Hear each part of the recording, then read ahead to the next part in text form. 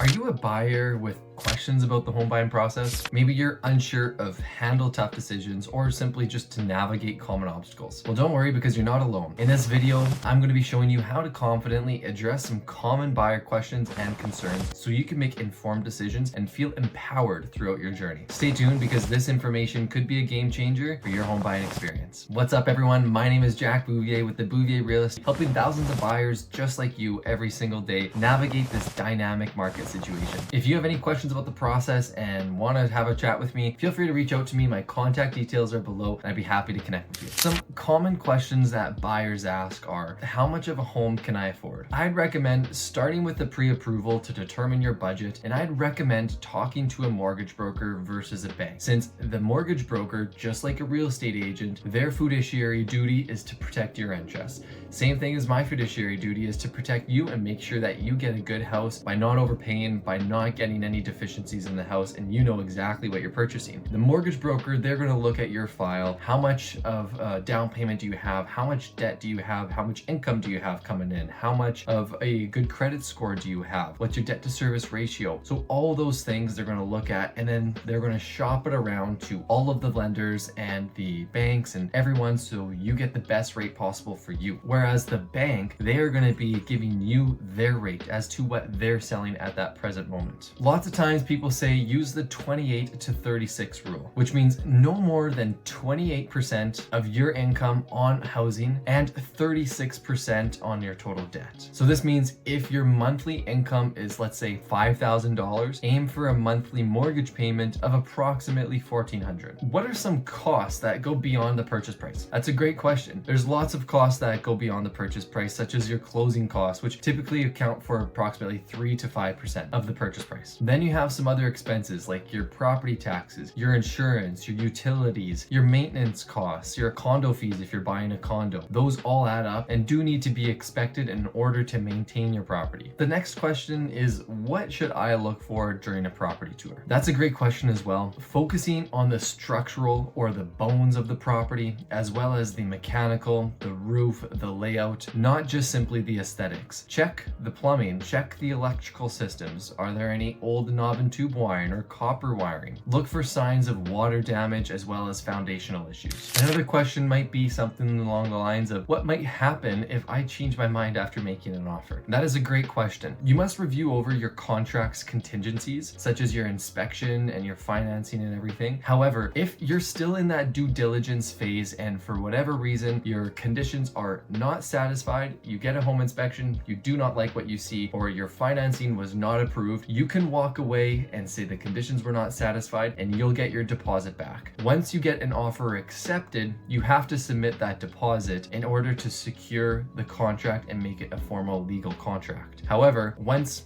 those conditions are satisfied and you remove the conditions, that's when your deposit becomes non-refundable and gets forfeited to the buyer until you close and take possession on the property. To summarize, if you do make an offer on a property, you submit that deposit, but after you make an offer and before the conditions are satisfied, you still want to walk away, you can do so and say conditions were not satisfied. Now let's say, what if the inspection reveals some problems? Well, if the inspection does reveal problems, this is an opportune time to negotiate with the seller, especially if some of these problems and unexpected issues were not expected or were even known when you were making that offer. So let's say that there was some plumbing issues or some knob and tube wiring in the attic that you did not know about, and this is going to make some problems in the future and have to cost you an extra $1,000 to $5,000 just to repair to be in the state of the home that you were planning on purchasing. So then you could talk to the seller and say, hey, Mr. Seller, I still really like your house, but we found this from the home inspection, and so we now want to negotiate on price because we weren't expecting to pay an extra $2,000 to $3,000 more. So they might reason with you a little bit to actually negotiate a deal, or they might not, but that is a time where you can talk to them and see if it's a property you still want to go ahead and purchase. Another question is, should I buy now or wait for the market to change? There's an old quote that says, time in the market is better than timing the market. There's no perfect time to actually time the market. I'd recommend you consider your financial readiness, the current market conditions, whether they're good for you or not, as well as your long-term goals. If it's possible to time the market perfectly, then by all means go ahead. But focus on what works for your situation. Know what's your goal and your reasoning why you're wanting to buy or sell. If you can, time it with the seasonality of the market, as spring and summer tend to be busier and then winter and fall tend to be slower, but that's not always the case. And obviously you do have your long-term ups and downs with the market as well. So it's hard to obviously judge altogether, but I'd recommend knowing your goals, your situation, your motivation, and your reasoning why you're wanting to buy or sell, and making a decision based off of that. How can you stay confident during the process? Well, I'd recommend that you work with a knowledgeable real estate agent, as a trusted real estate agent can answer your questions, advocate for your best interests. And me personally, I provide tailored, personalized advice to all my buyer clients, as well as my seller and investor clients as well, to help them feel informed and confident every step of the way. I'd also recommend for you to do your own research. Understand the market, the neighborhood, and the home buying process. Use local real estate resources like the Canadian Real Estate Association and the Saskatoon market updates, or subscribe to my newsletter where I provide these updates on a weekly basis. And also, I'd recommend to take your time and reflect, as you don't want to rush this decision. It is probably one of the most important financial decisions, in my opinion, that you're going to be making in your life. So ask all the questions that you need to ask and weigh your options carefully. If you need some help with the buying process, I provide complimentary buyer consultations where we'll go over your needs, your budget, your preferences, to create a clear plan and make sure that you're confident in your decision. I can also provide you access to exclusive off-market deals where you can get notified to homes before they hit the market. As well, I'll simply provide ongoing support, be your resource and your right-hand man along the way, making sure from your first showing to your closing day, I'll be there to assist you with everything that you need. Buying a home is a very big decision, but with the right guidance and information, you can handle every question with confidence. If you have any questions about buying a home or help navigating the process, feel free to give me a call. All my contact details are below, and I'd be happy to help you out.